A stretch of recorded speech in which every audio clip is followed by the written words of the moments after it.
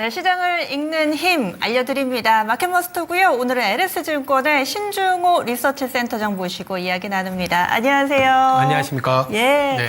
어느덧 이제 6월도 거의 끝을 향해서 달려가고 있습니다. 그러다 보니까 얼마 전에 하반기 또 전체적인 전망 리포트 내놓으셨더라고요. 네. 그래서 올 하반기를 좀 정리해보는 시간, 앞으로 좀 어떻게 좀 윤곽을 잡아갈지 해안을 제시해 주시면 좋을 것 네, 같습니다. 알겠습니다. 먼저 좀 큰 개괄적인 의미로 하반기 코스피 예상 밴드는 어떻게 좀 잡으셨어요? 저희들이 사실 뭐 하반기는 소위 말하는 만 포인트, 만 포인트를 제시를 했습니다. 물론 이제 하반기 시작되자마자 변동성이 좀 많이 심해졌죠. 그게 뭐 여러 가지 이유가 있겠습니다만, 뭐 긴축에 대한 공포, 거기다가 이제 이란 전쟁이 아직 끝나지 않았다라는 불안감이 네. 시장에 작용하면서 6월에 좀 낙폭이 좀 있었는데요. 이 MDD라고 해서 고점 대비 이렇게 최대 낙폭이라는 게 있는데 지수 기준으로는 한 20%게 되면은 어떻게 보면 뭐 시스템 리스크나 하락장으로 돌입하는 거라고 하면 MDD가 소용이 없어요. 뭐 긴축 사이클은 30-40%도 하락을 하니까. 그렇지만 20%뭐 9천을 기준으로 하면 7천 내지는 7천 초반이게 되면 하단으로 저희들이 좀 말씀드리고 있고요. 만은 사실 하반기라고는 하지만 한 12개월 내 목표치라고 볼 수 있는 것 같아요. 뭐 여러 증권사들, 뭐 골드만삭스도 뭐 12,000 얘기하기도 하고, 뭐 국내 증권사들도 만이라고 말씀을 드리는데, 네. 일단 조건은 이제 유동성이 다시 좀 풀려나가는 사이클일 때, 그래서 이따가도 차차히 말씀드리겠지만 3분기보다는 4분기에 오히려 만 포인트를 향한 움직임이 더 나타나지 않을까. 그래서 전체적인 지수 밴드는 7천 내지는 7천 초반에서 만 포인트 이렇게 좀 말씀드리고 있습니다. 네. 그래서 3분기는 조금은 좀 속도 조절하다가 4분기부터 네. 좀 힘을 내는 그림으로 7천에서 만 포인트 상당히 좀 신중하게 이렇게 제시를 해주셨는데 네. 거기에서 또 전제 조건은 시스템 리스크를 제외하고 봤을 때 이 맞습니다. 정도 밴드가 될 수 있다. 네. 큰 그림을 좀 그려봤는데 그러면 이제 세부적으로 들어가겠습니다. 이 전제 조건이라든지 이런 내용들을 좀 봐야 될 것 같은데 저희가 상반기에는 내내 전쟁 얘기했잖아요. 여기에 네. 시달렸잖아요. 근데 네. 이제 뭔가 확실히 도장은 안 찍었지만 이제 거의 뭐 끝났다 이런 분위기잖아요. 그럼 전쟁 변수에서 이제 시장의 포커스는 어디로 옮겨갈까요? 다음에 뭘 봐야 될까요? 물론 시달렸다고 말씀하셨지만 시장은 100% 올랐어요. 맞아요. 물론 근데 맞아요. 시장은 100% 올랐지만 그 과정이 참 변동성이 심했죠. 네. 그 원인 중에 하나가 뭐 이란 전쟁, 이란 전쟁으로 인한 물가 상승, 이로 인한 또 연준의 긴축, 뭐 중앙은행들의 매파 스탠스, 이게 이제 연결고리라고 할 수 있는 부분인데 다행스럽게도 아니면 아직은 좀 완벽하진 않지만 종전은 아니더라고요. 이제 19일 날 휴전을 위한 MOU를 체결하고 60일인가요? 네, 예, 60일간의 맞아요. 60일. 협상을 통해서 뭐 어쨌든 그래도 조금씩 진일보한다는 측면에서는 유가가 안정을 찾고 이는 이제 중앙은행들의 스탠스를 조금 매파해서 비둘기로 돌릴 수 있는 전환점이라고는 보고 있고 그래서 오늘 시장이 강하게 상승하는데 문제는 지금부터 그럼 무엇을 봐야 되느냐라는 부분인데 성장성은 당연한데 이 자본의 효율성을 같이 봐야 될 것 같아요. 무슨 말이냐면 그동안에는 뭐 캐펙스라든지 성장이 있다 그러면 무조건 시장이 더 좋게 봤었는데요.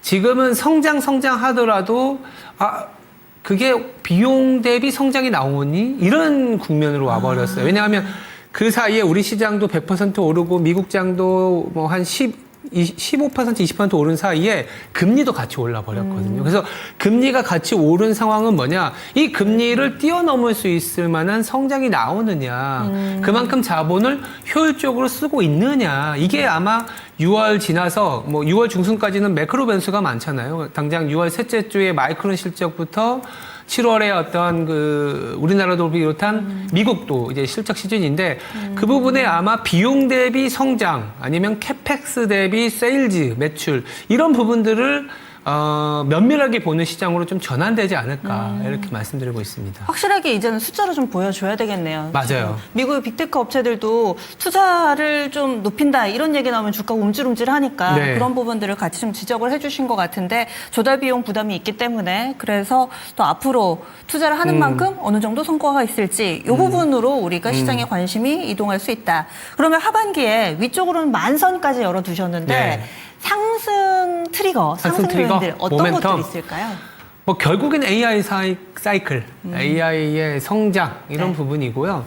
근데 이제 굳이 구분해서 그렇긴 한데 대외적으로는 AI 상승에 대한 어떤 유동성 플레이, 내부적으로는 이제 뭐랄까 증시 활성화 정책이라고 네. 볼 수 있는데 외부적인 변수는 결국 AI 상승 사이클인데 이 AI 상승 사이클이 지금 어떻게 돼 있냐면 우리가 흔히 얘기하는 하이퍼스케일러들 있잖아요. 뭐 이제 마이크로소프트, 아마존, 뭐 메타, 아마존, 네. 뭐 구글, 알파벳, 네. 뭐 아니면 오라클 이런 하이퍼스케일러들의 현금 흐름이 한 90%가 다 메모리 쓰는 데만, 사는 데만 쓰고 있어요. 이게 무슨 말이냐면 좋은 거일 수도 있지만 한편으로는 메모리만 쓰다 보니까 돈이 다 소진됐어요. 그런데 하이퍼스케일러들이 무엇을 해야 되느냐? 메모리만 사는 게 아니거든요. 전력도 끌어와야 그렇죠. 돼요. 인프라도 해야 되고. 그리고 네. 뭐 데이터 센터 짓는데 여러 가지 구리선, 뭐 전력, 메모리 많이 필요합니다. 그 중에 그래도 이제 메모리가 많은 비중을 차지하는 건 사실인데 그러려면 뭐가 필요냐 하면 돈이 필요해요. 대출을 해야 되고 네. 아니면 구글이 최근에 유상증자를 발표했지 않습니까? 네. 이런 부분들로 돈의 어떠한 유동성의 힘이 필요한데 그래서 AI 성장이 계속된다라는 거를 지금부터는 무엇이 조금 뒷받침이 돼야 되느냐? 유동성이 풀려나가야 될 것 같아요. 그래서 하반기에 만약에 시장이 상승 사이클이 시작이 다시 된다라고 했을 때는 뭐냐면 캐비너시 체제가 이번 주에 처음으로 FOMC 열 텐데 네. FOMC에서 약간 금리 인하와 관련된 얘기가 나올 수 있는 시점일 때 근데 당장은 6, 7, 8월은 그렇진 않을 것 같거든요. 그래서 한 9월 넘어서 10월부터는 당장 금리 인하는 아니더라도 유가가 이란 전쟁이 종지부를 찍으면서 호르무즈 해협이 그래도 좀 통과가 되고 있고 유가가 많이 내려와 있어. 그러면 하반기나 내년에는 금리 내릴 수 있어라는 기대가 저는 3분기 후반부터 조금 본격화 될 수 있을 것 같거든요. 네. 그러면 우리 증시의 상승 동력으로서의 작용을 할 수 있을 것 같고 이런 상황에서 또 하나는 뭐냐면 규제 완화가 나올 수 있을 것 같아요. 미국 같은 경우에는 베센트 장관을 중심으로 해서 지금 빅뱅크들의 자본 규제를 좀 완화시키려고 하고 있습니다. 왜냐하면 미국 같은 경우에는요, 은행권이 현금을 3조 달러나 갖고 있어요. 거의 12% 갖고 있거든요. 금융위기 이전에는 한 2%? 근데 이렇게 현금을 많이 갖고 있는 이유가 뭘까요? 당연히 위험했었기 때문에. 그래서 현금을 많이 쟁여놔라라는 규제가 있었는데 그게 흔히 얘기하는 BIS 비율이라든지 여러 가지 티어 1 비율, 그러니까 은행에 대한 자본 비율이었는데 이거를 좀 줄여주려는 노력을 하고 있습니다. 그래서 이게 6월 안에는 시장과의 소통을 통해서 7월 내지는 하반기 초반에 발표하겠다라는 게 지금 베센트 장관이거든요. 그래서 그런 규제를 풀어주면 시장의 유동성이 좀 풀리겠네요. 네, 그렇죠. 대출로도 좀 돈이 나갈 수 네. 있고 그리고 뭐 가장 중요한 게 연준이 지금 국채를 들고 있잖아요. 그렇죠. 4조 달러를. 네. 이거를 지금 QT를 하겠다. 연준 자산을 매각하겠다. 그러면 금리가 어떻게 됩니까? 올라가 버릴 리스크가 있거든요. 근데 이거를 사줄 수 있는 시중은행의 역할이 있다라는 얘기를 여기 차트에도 나오지만 저기 보시면 차트에 12%가 시중은행이 들고 있는 국채의 보유량이고 네. 11%가 이 연준이 들고 있는 보유량이에요. 지금 전체 40조 달러 중에 뭐 4조 달러씩 갖고 있는데 이 부분이 좀 완충 역할이 된다 그러면 하반기에 규제 완화로 인해서 은행들이 뭔가 유동성으로 국채든 대출로서 뭔가 보급할 수 있는 역량에 기대를 할 수 있고 두 번째는 조금 이른 시점이긴 하지만 뭐 7, 8, 9는 아닐 것 같고 내년 가면 어쩌면 금리 인하를 해줄 수 있다라는 그런 보강 정책이 있다면 우리 증시가 물론 지금 8천 다시 중후반까지 오긴 했지만 어느 정도 약간은 이제 기간 조정은 있을 것 같거든요. 그리고 다시 이제 아까 레벨업 되는 장세에서 가장 중요한 증시 상승 동력은 아마도 외부에서의 어떤 이징 사이클 돈을 풀어주는 양적 완화. 네. 네. 그게 양적 완화는 아니고요. 규제 완화와 금리 인하. 그렇게 봐야 될 것 같습니다.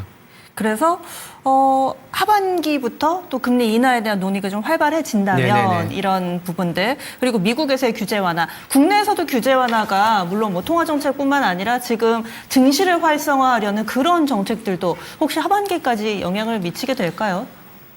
아무래도 지금 특히나 뭐 AI 밸류체인 중심을 상승해 왔는데 2분기부터 좀 주목되고 있는, 그리고 오늘 우리 시장에서도 사실 시장이 강하지만 전자닉스는 이 정도의 강함보다는 좀 덜한 것 같아요. 그죠? 어떤 느낌인지 아실 겁니다. 네. 시청자분들도 오히려 지금 금융주가, 그러니까 거의 다 괜찮은 상태지만 오늘만 놓고 보더라도 금융주가 좋은 이유가, 금융주가 일단은 우리 7월에 금리 인상을 예고하고 있지 않습니까? 현재 신현송 한국은행 총재의 네.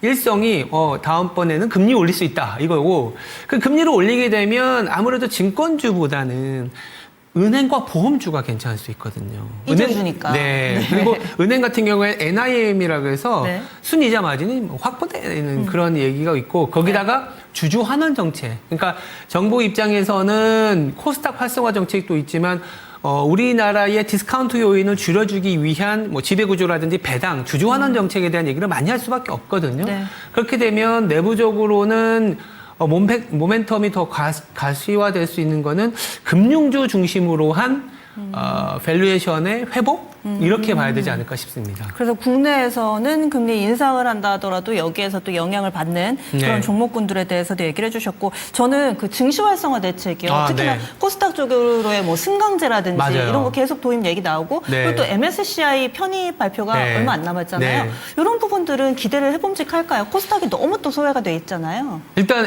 안 좋은 얘기부터 해보면, 저희들 생각했을 때 MSCI는 지금 제도의 계획만으로는 평가를 하지 않더라고요. 그러니까 제도가 공표되고 실제 검증 기간이 됐을 때이기 때문에 지금보다는 내년에 가서 관찰 대상국이 되지 않을까라고 보고 있고, 근데 화면에 나오는 것처럼 코스닥 시장에 대한 활성화 정책, 그러니까 뭐 승강제 잘 하고 있는 것 같습니다. 뭐냐면은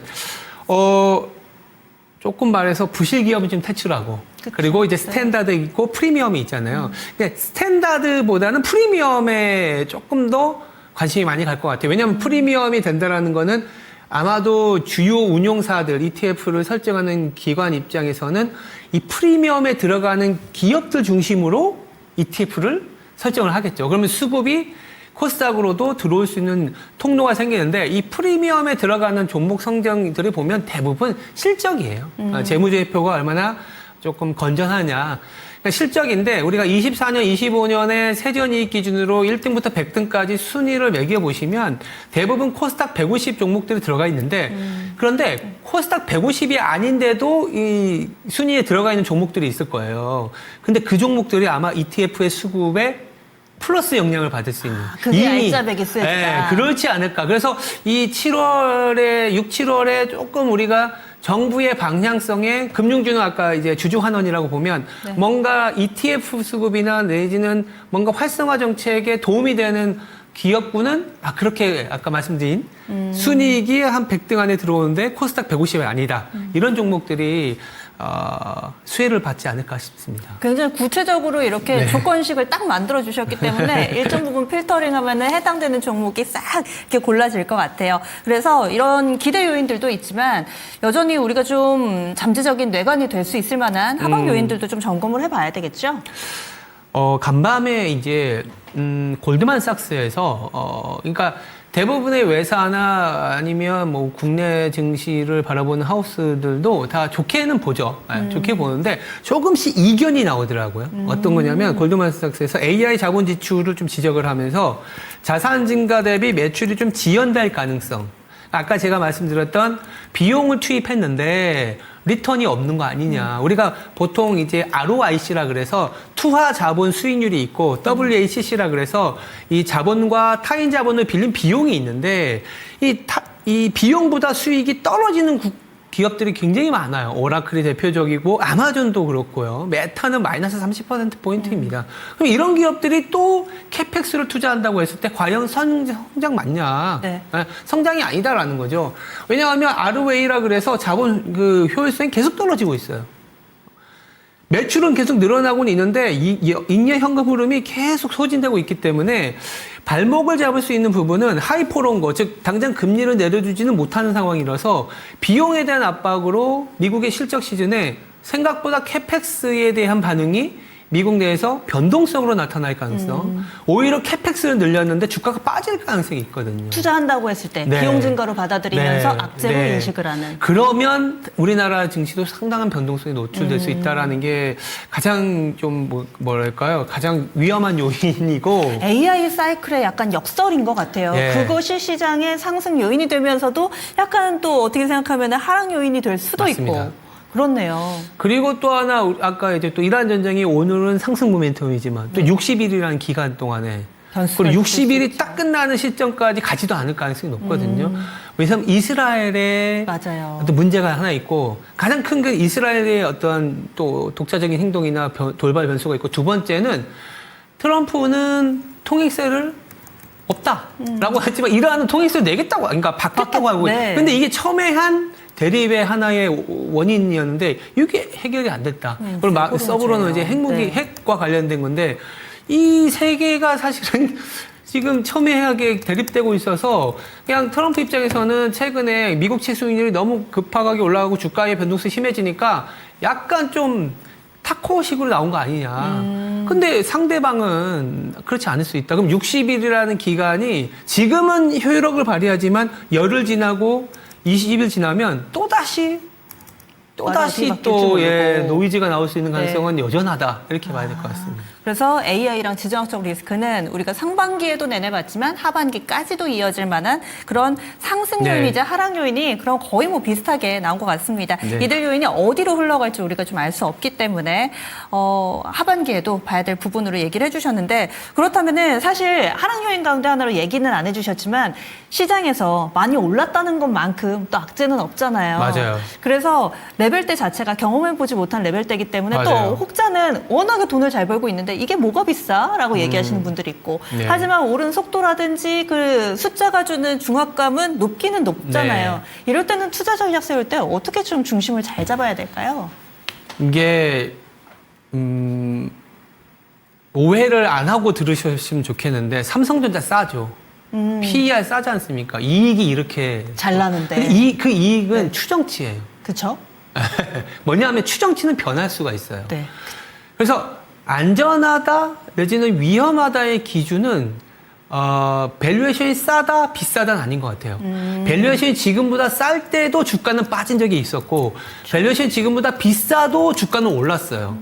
예전에 작년에 삼성전자의 밸류에이션은 지금보다 비쌌습니다. 그쵸. 그런데 그때 샀으면 지금 어떻게 됐나요? 많이 엄청난 벌었죠. 수익을 벌었죠. 근데 지금은 밸류에이션이 싸요. 그러니까 밸류에이션이 비싼 때, 싼 때로 와서 밸류 싸니까 지금도 사자. 이런 논리는 합당하지가 않아요. 합리적이지 않고 오히려 소외되어 있고 뭐 천덕꾸러기 같고 아무도 쳐다보지 않는다. 이게 오히려 안전하죠. 안 올랐으니까. 근데 위험한 건 뭐냐면 다들 사고만 싶어하고 주가가 많이 올랐고 누구나 얘기해도 지금 지나가는 길거리에 합정역에 지금 가서 지금 뭐 살 겁니까? 뭐가 좋아 보입니까? 삼전직스 다 얘기하잖아. 그쵸. 이건 위험할 수도 있는 거예요. 지금 당장 위험하다는 게 아니라 지나고 보면 너무나 쏠려 있고 밸류에이션이 싸다는 논리 코로나 때는 PDR 논리도 있었어요. 프라이스 드림 레이쇼라 네. 그래서 그때 그러면 엄청 쌌었죠. 그러니까 싸다라는 논리는 이익이 추정치가 과대하게 올라갔었다는 것 때문에 한순간에 무너질 수가 있습니다. 그래서 지금은요. 그러니까 메모리 전자닉스를 버리자는 얘기는 아니에요. 다만 AI 밸류 체인이 AI 인프라가 지금 우리가 꽤 꾸준히 얘기하는 비용이 높아져 있는 거에 대한 고민을 하는 시기입니다라고 했을 때 우리가 떠올려야 되는 기업이 뭐냐면 엔비디아거든요. 네. 엔비디아 얘기를 왜 이 시점에 떠올리냐면 우리가 23년, 24년에 엔비디아의 GPU를 막 수급을 해야 될 때 LNM 모델이 나와서 그때 엔비디아가 자기들이 만들고 싶어서 뭐 없었잖아요. 그리고 그때 나왔던 얘기가 엔비디아 텍스였어요. 엔비디아를 구하려고 너무 노력하다 보니까 세금과 같은 역할인 거죠. 지금은 어떤 얘기가 나오냐? 메모리 텍스. 그래서 메모리 텍스 세금은 다 피하고 싶잖아요. 그래서 이 메모리를 조금 피하고 싶은 전략들을 굉장히 많이 씁니다. 뭐 전력 반도체가 올라오는 이유가 뭡니까? 효율화하잖아요. 그래서 엔비디아 텍스가 얘기가 나오고 나서 엔비디아 주가 보면 빠지진 않았지만 시장 수익률만큼 움직였어요. 그래서 탄력이 좀 둔화되는. 네, 전자닉스도 그렇지 않을까. 그래서 전자닉스도 그냥 시장 수익률만큼 그러면 한 50% 수준이거든요. 그래서 포트폴리오를 접근할 때 전자닉스만 올인하지 말고 뭐 한 50% 아니면 뭐 전자와 닉스 둘 중에 한 뭐 3, 40% 들고 가고 나머지는 아까 말씀드렸던 금융주라든지 그리고 일부 이 그 AI 밸류 체인이 아니지만 모멘텀이 있는 이 밸류 체인, 메인스트리트 벤처링에 대해서 조선 방산 같은. 그러니까 약간 포트폴리오를 조금 다각화해야 되는 시기가 되는 거 아니냐. 이게 지수에 베팅하기보다는 약간 알파 내지는 이제 퀄러티 중심으로 좀 전환을 해야 되는 시기를 말씀드리려고 그 어떤 소배라든지. 왜냐하면 PER이 싸다라는 걸로만 했으면 지금 삼성전자, SK하이닉스 말고 중소형주 중에 이익이 나오는데 PER이 굉장히 싼 종목도 굉장히 많습니다. 네. 그런 얘기를 드리고 싶습니다. 네. 그래서 아마 서두에 좀 신중하게 얘기를 시작을 해주신 것 같아요. 오해 마시길이라고 하시면서 지금 당장 삼성전자, SK하이닉스 팔자는 말씀드리는 건 아니고요. 워낙에 전례 없는 가파른 상승 탄력을 보여주는데 언제까지 이렇게 갈 수는 없잖아요. 그래서 약간의 좀 추세는 유지하지만은 상승 각도라든지 속도 조절이라든지 이런 가능성을 열어둬서 주도주군에 일명 몰빵 하지 마시고 발은 담궈두되 다른 쪽으로도 조금은 열어놓는 게 하반기에 필요하지 않을까. 그러면요, 어떤 쪽으로 열어요? 하반기에 최선의 업종 몇 가지만 좀 꼽아주시다면 먼저 첫 번째 어떤 쪽부터 볼까요? AI 밸류 체인에서 지금 중요한 게 뭐냐면 메모리인 건 맞는데 네. 메모리와 관련돼서 조금 수반되는 게 리버스 스택이라 그래서 그 뭐예요? 왜냐하면 스택은 뭐냐면 쌓는 거잖아요. 네. 리버스 스택인데 이제 그 하이퍼스케일러 빅테크 기업들이 이제 데이터 센터라든지 이런 걸 다 보강을 해야 되는데 미국 내에서 지금 나오고 있는 중간 선거 전에 어떤 얘기들이 나오냐면 하이퍼스케일러들한테 조금 더 어떤 책임을 지라는 얘기들이 나오고요. 전력이라든지 이런 부분들. 네. 그래서 데이터 센터뿐만이 아니라 일반 국민들을 위한 전력망도 어떻게 보면 알아서 이슈화될 수 네, 있다는 네, 거죠. 네, 그래서 네. 어떤 이제 리버스 스택과 관련된 전력 인프라 이런 부분들이 조금은 관심도가 더 높아지지 않을까라는 생각을 하고 있고 두 번째는 아까 자사주 뭐 아니면 이제 주주 환원과 관련된 말씀드렸는데 네. 금융주도 얘기 드렸지만 하반기 되면서 조금 더 가시화되는 게 이제 자동차라든지 이런 지주사의 밸류업도 같이 좀 보자. 근데 너무 많은 걸 말씀드리면 차라리 이제 금융 자동차 정도로 이제 보는 게 나을 것 같고 마지막으로는 아까 이제 조선, 방산.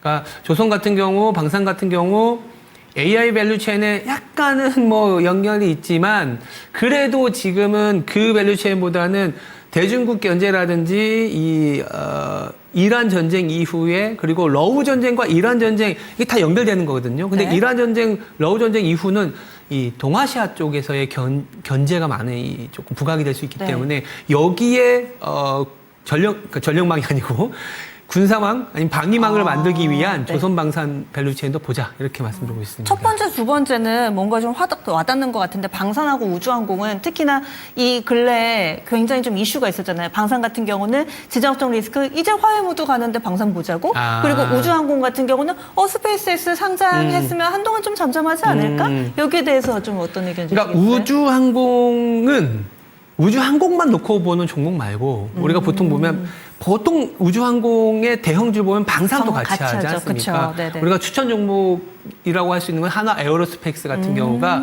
그런 종목인데 이제 조금 간단하게 말씀드리면 러우 전쟁과 이란 전쟁이 이렇게 어떤 러시아와 중국을 서쪽에 막는 전략이잖아요. 남아있는 거는 이 동쪽에. 네. 네. 근데 동쪽에 막는 건 이제 대만, 일본, 한국, 미국이 걸려 있거든요. 네. 그리고 이 안에서 중국을 견제하기 위한 방위비와 그 증액이 더 가열차게 나타날 수밖에 없다라는 거죠. 이란 전쟁 이후에 생각을 해보시면 두바이나 사우디아라비아가 예전에는 사우디아라비아 오일 갖고만 못 산다, 뭐 만들자, 네옴시티 만들자, 두바이 관광지로 개발했잖아요. 지금 쏙 들어갔어요.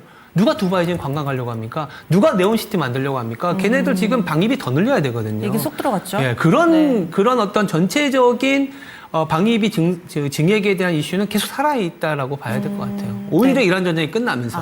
네. 그렇군요. 네. 그래서 방산과 우주항공도 계속해서 볼만한 종목군들. 가까운 시일 내에 있을 만한 부분들은 이제 이번 주에 특히나 또 FOMC를 비롯해서 각국의 슈퍼 금통위 위크잖아요. 네. 요거 하나랑 또 한 2주 정도 지나면 또 실적 얘기 슬슬 나올 맞아요. 거니까 두 가지 마지막으로 하나씩 좀 질문 드리겠습니다. 먼저 실적 시즌, 7월 실적 시즌 임박하면은 그때는 뭘 봐야 될까요? 관전 포인트 어떻게 잡으세요? 뭐 계속 관통하면서 말씀드린 게 비용적인 측면을 봐야 되지 않을까. 캐펙스 늘어난다는 얘기는 이제 다 알고 있어요. 캐펙스 늘린다는 얘기는 뭐 누구나 할 수 있는데 지난주에 오라클 실적 나왔을 때 주가 엄청 빠졌잖아요. 왜 그랬을까요? 캐펙스 실적 좋았잖아요. 근데 자본 조달. 과연 자본 조달을 니네들 잘할 수 있니? 그리고 자본 조달해서 투자한 게 정말 이익으로 돌아오는 게 맞니라는 위기의심 때문에 그런 거거든요. 근데 저는 그거 보면서 또 생각이 들었던 게 안전하게 가겠다고 자본 조달을 너무 안 하면 국내 메모리 업체라든지 AI 전체적으로는 그게 더 악재 아니에요? 투자를 안 하면? 근데 네. 우리는 공급자 입장인데 우리가 미국 입장을 생각해 봅시다. 미국의 주주 입장을 생각해 봅시다. 미국의 주주는 한국 사람들한테 네. 한국 사람이 그러니까 한국 사람도 있지만 미국 S&P라는 기업에서 마이크론과 반도체는 비중이 우리나라보다는 작아요. 네. 우리나라가 100% 오르는데 전자닉스가 70%포인트의 그러니까 상승 기여도를 했는데 미국 S&P에서는 15% 기여도. 그 말은 뭐냐면 메모리와 관련된 변동성을 미국은 크게 덜 받는다. 예, 덜 받거나 우리 지금 알파벳, 메타, 마이크로소프트, 아마존 주주들이 지금 니네 이렇게 투자하는 거 맞아라는 얘기가 나올 때 가장 리스크가 있는 게 우리나라이긴 해요. 그 부분이 저는 약간은 고민이거든요. 근데 그 부분을 풀어주기 위해서는 금리가 낮으니까 자본 조달 막 하는 거예요. 그리고 은행권이 지금 현금을 활용할 수 있는 규제가 완화됐기 때문에 돈 우리한테 많이 빌려주는 거예요 하면은 어떻게 될까요? 그렇구나. 그치. 우리가 금리가 저금리일 때는 돈 하나도 못 부리는 바이오주들도 엄청 날아가잖아요. 그러니까 지금은 그래서 실적 시즌에 오히려 캐펙스 부르짖었을 때 변동성이 더 생길 수 있다라는 거가 그래서 지금 너무 오늘도 리바운드 많이 나왔지만 네. 시장을 지금 또 다시 가자 9천 간다 만 가자 이렇게 말씀드리기에는 좀 저도 만이라고 처음에 말씀드렸지만 3분기보다는 4분기라고 말씀드리는 이유가 그런 측면으로 보시면 될 것 같아요. 네, 실적 시즌에서도 캐펙스가 포인트. 그리고 금리 같은 경우는 한 4분기쯤에 뭐 어떤 조정이 있을 걸로 보세요? 일단은 지금 그래도 이란 전쟁이 뭐 끝날 수 있다라는 것 때문에 WTI 기준으로 $80까지 내려온 거는 진짜 다행이긴 한데 유가가 내려왔다고 해서 지금 물가가 안정을 찾는 건 아니거든요. 이란 전쟁 이전에도 물가는 서비스 물가 중심으로 상당히 스티키한 항목들이 높았습니다. 그래서 지금 지난주에 나왔던 물가도 뭐 시장 예상치만큼 나왔다고는 하지만 2.9%였어요. 코어가. 네. 그러면 아무리 케빈 오시라 그래도 트럼프 대통령이 지명했다고 막 어거지로 금리 내린다는 얘기는 할 수는 없을 것 같거든요. 그러면 지금 7월도 금리 못 내리고 8월은 FOMC 없고 9월 가서야 뭔가 6, 7, 8월에 이란 전쟁의 어떤 여파가 좀 빠지는 거를 보면서 그래도 안정 찾고 있는지를 보면서 가지 않겠냐는 측면에서 그럼 3분기보다는 4분기 내리기보다는 4분기 가면 내년에 금리 인하를 할 수 있다라는 그 시그널 기대감. 정도. 그 먼저 반응을 하는 네네네. 거죠. 지금은 내년 초에 금리 인상을 지금 반영을 하고 있어요. 네. 이게 조금 완화돼야 된다라는 거죠. 그렇게 봐야 될 것 같습니다. 예, 알겠습니다. 저희 뭐 사실 준비한 내용으로는 뭐 중간선거나 이런 거 여쭤보고 싶은 게 너무 많은데 이 짧은 시간에 그 해안을 다 담기엔 좀 부족했던 것 같아요. 다음에 또 나와주세요. 알겠습니다. 오늘 말씀 고맙습니다. 네, 감사합니다. 네, LS증권의 신중호 리서치센터장과 함께 이야기를 나눠봤습니다. 하반기는 전약 후강, 그러니까 3분기는 조금은 쉬어가다가 4분기에 드라이브를 걸지 않을까라는 기대감을 가져봅니다. 그리고 이 전반기와는 좀 달라질 만한 부분이 그동안에는 정말 삼전닉스 아니면 주식도 아니다, 뭐 이런 얘기 있었잖아요. 한쪽으로 쏠림이 있었다면은 조금은 해소되면서 여러분들의 시야를 좀 다양하게 펼쳐보는 그런 전략이 필요하지 않을까, 이렇게 또 답을 찾아봤습니다. 지금까지 다양한 투자 판단에 대한 도움 말씀드렸고요. 종목의 상승 하락을 보장하지는 않습니다. 함께해 주신 여러분 고맙습니다.